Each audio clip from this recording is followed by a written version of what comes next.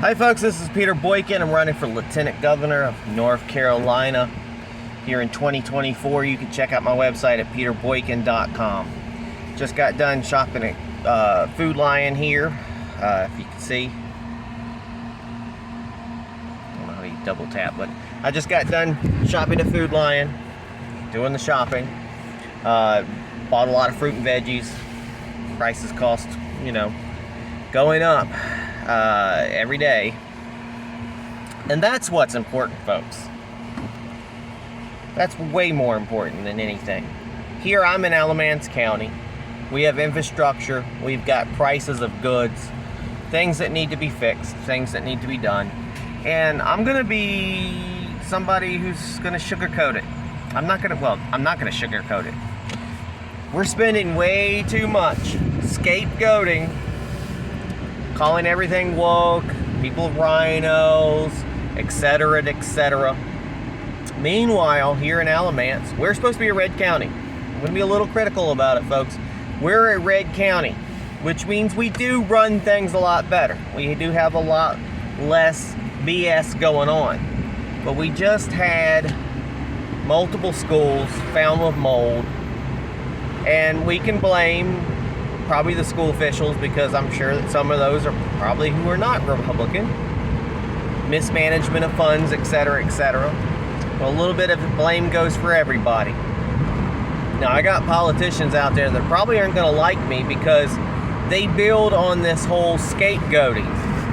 As in, this person, it's this person's fault, it's that person's fault, it's the left's fault, it's the right's fault. The right blames the gays, the left blames the Christians.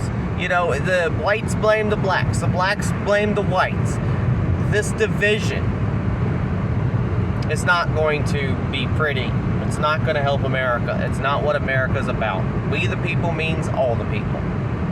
We need to quit scapegoating, and we need to start actually looking toward the actual issues and fixing the issues, and quit worrying so much about who's to blame. Who cares who's to blame? If you find a puddle of water somewhere and somebody might slip, do you not try to get somebody's attention? You stand there, you take care of the issue, you clean up the issue. You don't spend all day trying to find out who spilt the water. Who spilt the water?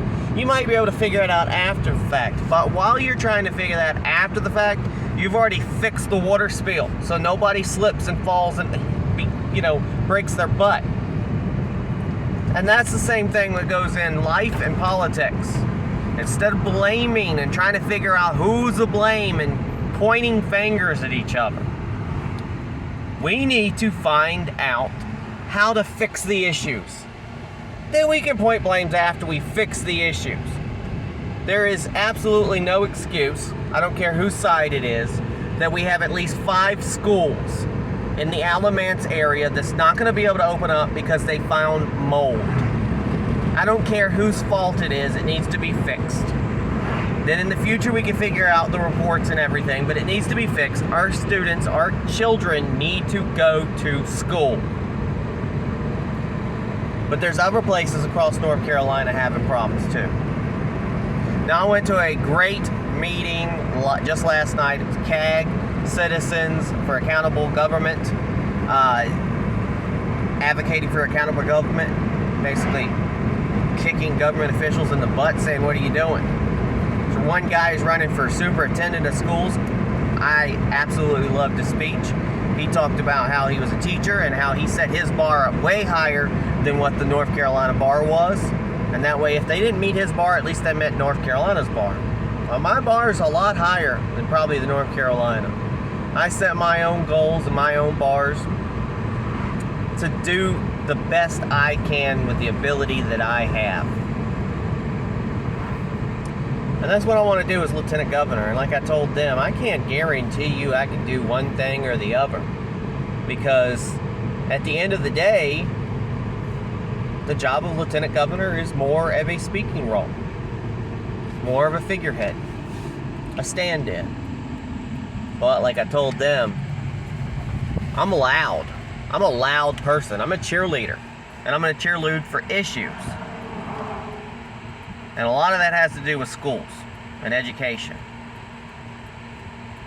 When I was a manager of a movie theater in Regal Movie Theater a long time ago, I had an individual, a black young guy who was great projectionist. I was a manager, and he didn't understand what I was saying on my written reports, and I would ask him to write stuff.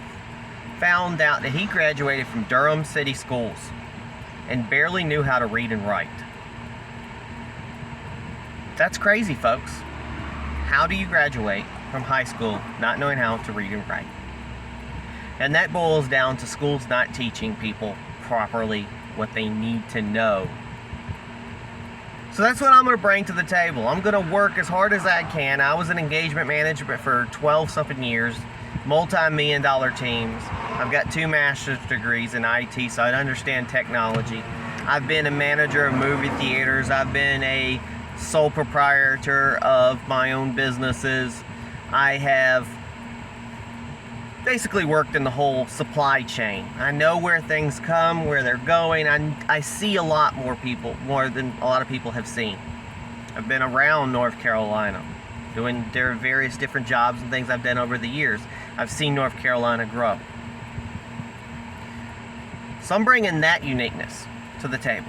And like I said, I've been a conservative. I'm a conservative, I'm a constitutionalist, but I believe in we the people, but I also believe in moderation and moderates. Like I told those people last night, the left says, well, I'm okay with this, but the right's gone too far. The right says, I'm okay with this, but the left's gone too far. Well, what do moderates do? They have moderation. And as engagement manager, you sometimes have to work with individuals that you might not exactly see eye to eye with politically. It happens all the time. My job as lieutenant governor in those councils will be working with people that are not on the same political team as me. And I hope that the Republicans don't go, oh, he's working with them, he's a rhino. Believe me, folks, if I wanted to be a Democrat, I'd be a registered Democrat. I've never been a registered Democrat. I have been unaffiliated in the very past. I have voted for Democrats a long time ago, before I saw the light. But I'm a Republican. Just because I might not be the exact Republican that you like does not mean that I'm a rhino. I don't like the word. We do fight within a lot in the Republican Party, but that's a good thing because we're not sheep like the Democrats. So at the end of the day, folks, I might not see eye to eye with you politically on everything, but I ask you to look at the issues that I'm interested in. My telephone number is open. You can call me 919-758-0597. And I also want to apologize to the Johnson County Republican Women's Committee. I apologize about the mistake on the scheduling, and I didn't get to come to your meeting. I know you're booked until March, so if I win the primary, I'll see you after then. Hopefully I'll pop in, maybe say hi. I just won't be able to get scheduled. I know my opponents will be there speaking, but I'll still share. Hopefully you'll see me at other locations where I'm speaking, and again, you can call me directly. Call me anytime, and I'm available. You can email me, and God bless everybody.